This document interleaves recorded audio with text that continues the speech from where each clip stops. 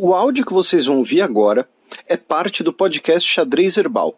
Caso vocês queiram ouvir mais sobre esse assunto e outros temas de política internacional, é só ir em xadrezverbal.com. Bem, passemos agora para o Gambito da Dama com mais uma coluna da nossa economista substituta, a professora Ana Paula Salviati. Olá, bom dia, boa tarde ou boa noite para essa bela audiência dos rapazes do Xadrez Verbal.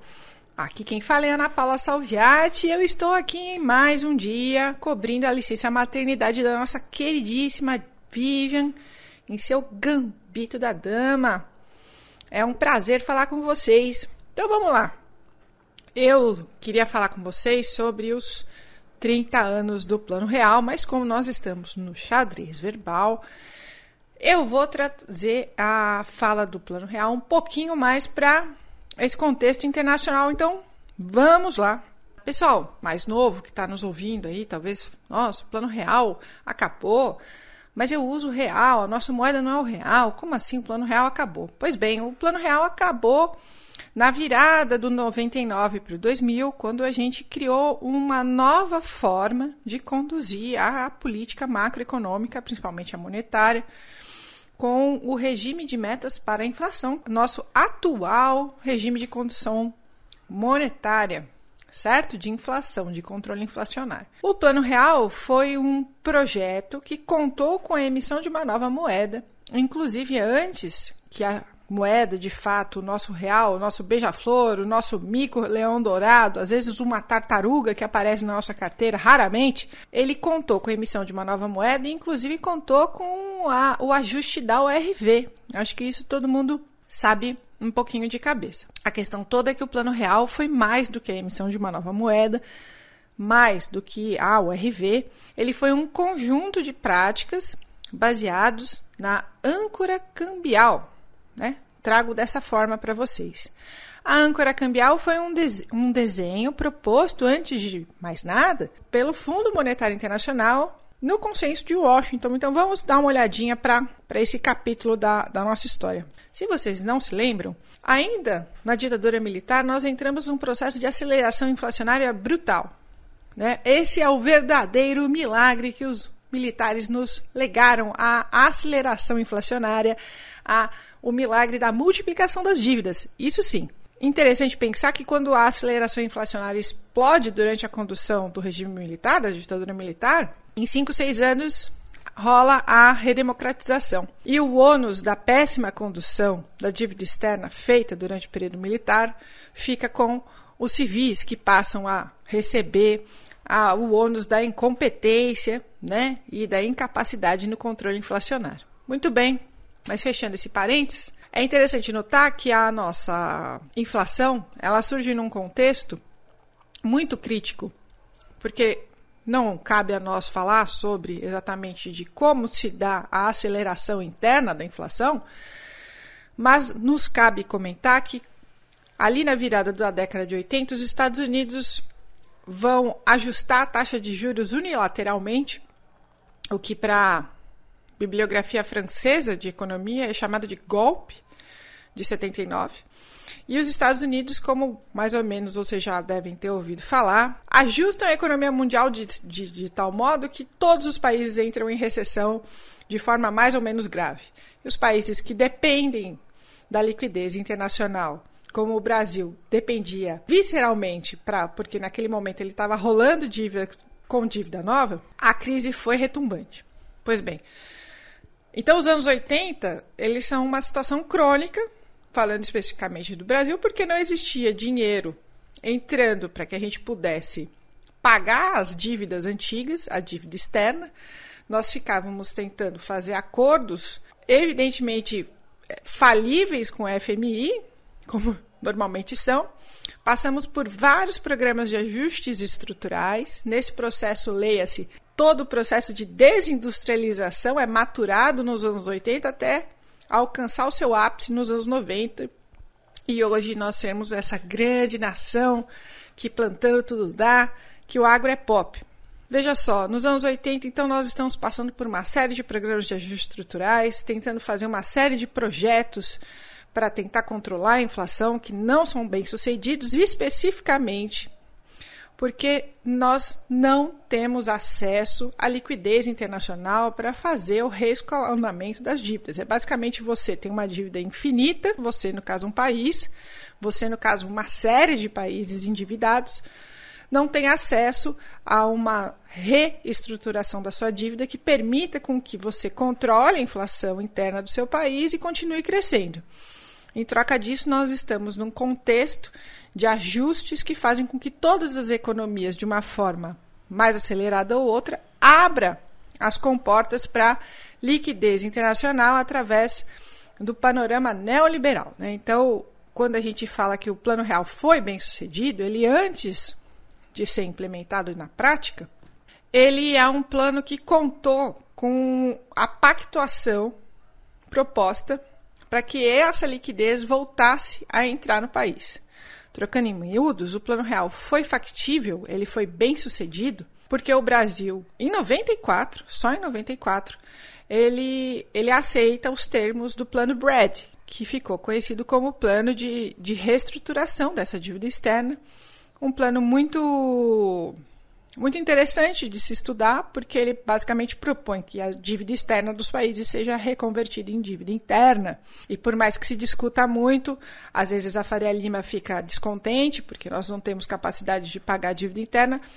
Para a economia internacional, para os entusiastas, né, os economistas do FMI, que devem entender pouco do assunto, eles entendem que a dívida interna ela é necessariamente sempre paga, porque afinal de contas é a dívida do próprio país.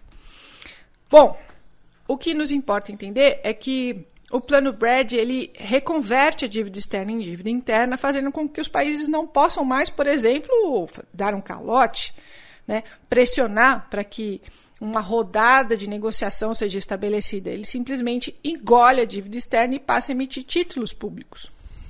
Mas aí você pensa, bom, mas que vantagem os credores internacionais vão ter se os países continuarem pagando a dívida na moeda desses países? Tá, obviamente com um problema cambial, né?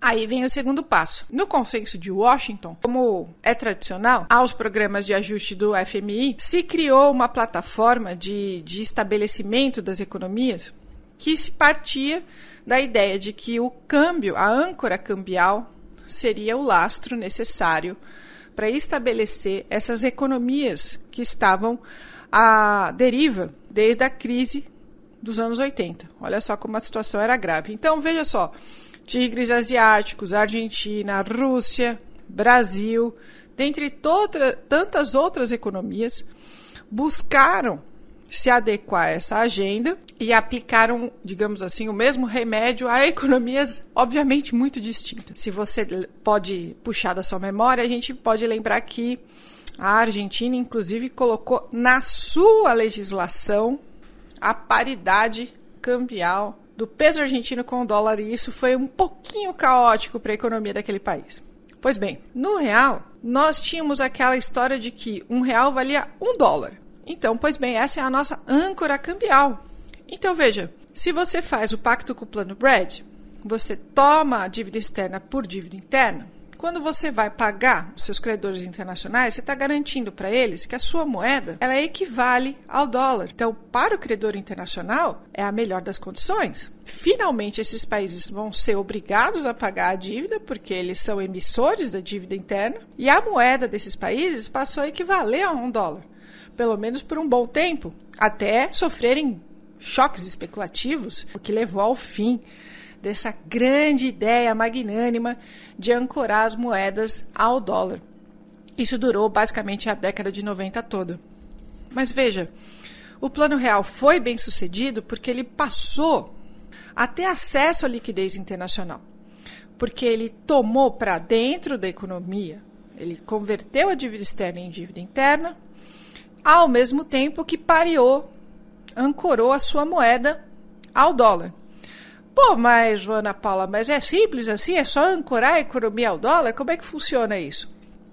Então, para você garantir que a sua moeda equivalha a $1, você tem que pagar por isso.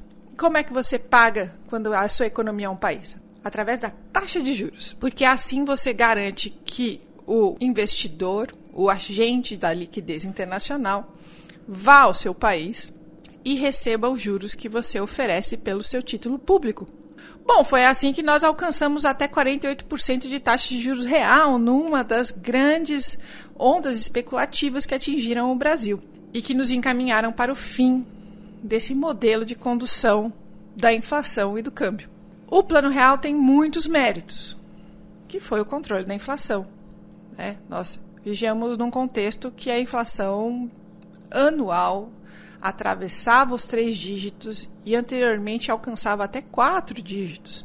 Hoje, a nossa inflação, ela fica na casa dos 10% a 15% ao ano, coisa que nós não alcançaremos, inclusive, nesse ano. Tudo, e esse é tema para outra conversa nossa, vale a gente comentar que o Plano Real não assistiu crescimento econômico algum.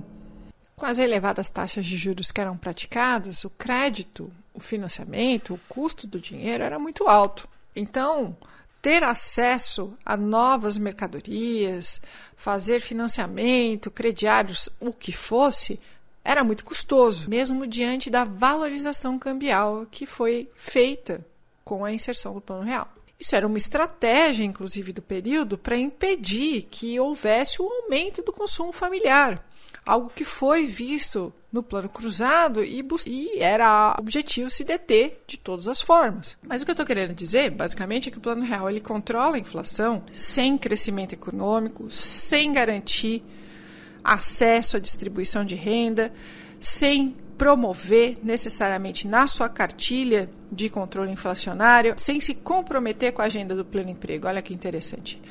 A gente volta a falar em condições de empregabilidade e de aumento da capacidade de consumo das famílias só depois dos anos 2000, quando a gente tem a eleição do Lula 1, digamos assim, já que nós estamos no 3º mandato do presidente Lula.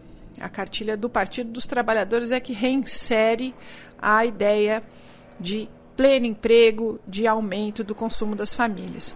Tudo isso, meus amigos do Xadrez Verbal, para terminar, é importante a gente comentar que o atual governo está promovendo uma reforma tributária que estava engavetada, está aguardando desde ontem, há 40 anos, ser feita, né? Então, quando esse governo consegue tributar os fundos exclusivos, que são fundos fechados de bilionários do país, né? A gente está conseguindo iniciar um processo de tributação que incide diretamente sobre o sistema financeiro, importantíssimo. Para vocês terem uma noção, a tributação desses fundos, tá, que não atingem 3 mil pessoas, né, no país inteiro, olha só a dimensão desses fundos, né? Eles já conseguem fazer com que a balança tributária desse país penda positivamente, graças a essa tributação. Então, veja, o que eu quero dizer aqui é que tributar, propor uma reforma tributária é condição sine qua non, associada ao ganho do poder de compra do salário mínimo, para que a gente inicie um grande processo, um longo e importante processo de redistribuição de renda, que é altamente deformada no nosso país. Imposto de renda precisa ser revisto e já houve uma revisão do imposto de renda nesse governo, mas ela precisa ser mais profunda. A questão toda mas a dificuldade de comunicação pública do governo federal em explicar o papel importante da reforma tributária deixa perder de vista para todo mundo que está envolvido e que não faz parte desses fundos exclusivos, nem participa do movimento rentista do nosso sistema financeiro, que é brutal, perder de vista o tamanho do impacto nas contas públicas, que é taxar o sistema financeiro.